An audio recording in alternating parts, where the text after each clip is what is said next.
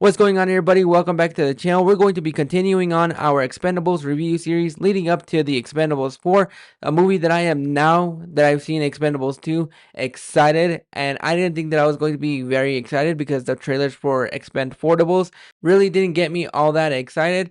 But with the Expendables 2, we have the boys coming back. This time around, Mr. Church reunites them for what should be an easy paycheck, but when one of their men is murdered on the job, their quest for revenge puts them deep in enemy territory and up against an unexpected threat. This time around, we have Simon West, who directs this film. He directed the first Lara Croft Tomb Raider, and he also directed The Mechanic with Jason Statham and Ben Foster. And this was one of those films that I was eagerly to check out, but really didn't have any motivations when it first came out. Now that we are basically almost 12 years in, we are about 11 years after this film came out, and it was everything that the first film should have been. The opening of this film sets you up for the tone of this movie, and it does not disappoint. Everything that I wanted the first film to have, we got it in this film in spades. We have a lot of people getting blown off. We have amazing one-liners that I absolutely had a lot of fun with, and the chemistry between everybody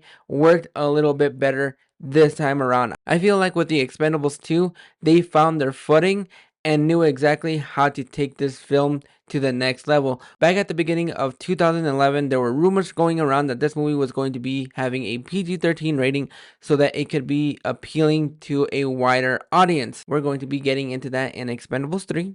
But I am so glad that this movie got the R rating that it deserves, because The Expendables was for movie fans of the 80s, and now this time around, we are moving into the 2000s with Arnold Schwarzenegger getting a bigger role in this film, and also Bruce Willis. But you also have Jean-Claude Van Damme coming in as the villain of this film, which was absolutely fantastic.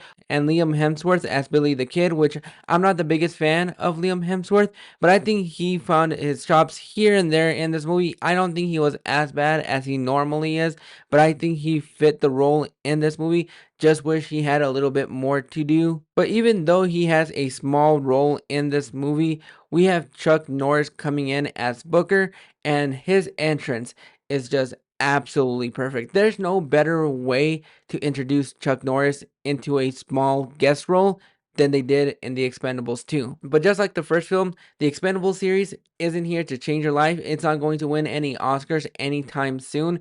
And the Expendables 2 job was to entertain you, and I was entertained from the beginning all the way to the end. It gave us everything that we wanted from the first film, and it gave us that in spades. And even though the one-liners at times came in at a really cheesy spot and they kind of felt forced a little bit, I would be lying if I said that I did not smile every single time that one popped up, especially the one that we had between Arnold Schwarzenegger and Bruce Willis that had me smiling for the last 30 minutes. But overall, I'm going to go ahead and give The Expendables 2 a 6.5 out of 10. This movie isn't great, but it does what it needed to do, and that was just entertain you by having so much bloody action in this movie. The cheesy one-liners and the chemistry between everybody, I thought worked this time around a lot better than it did in the first film. But those are my thoughts on The Expendables 2. Have you guys checked it out? Do you enjoy the series? Go ahead and drop your thoughts in the comments below, and let me know, what is your favorite one-liner?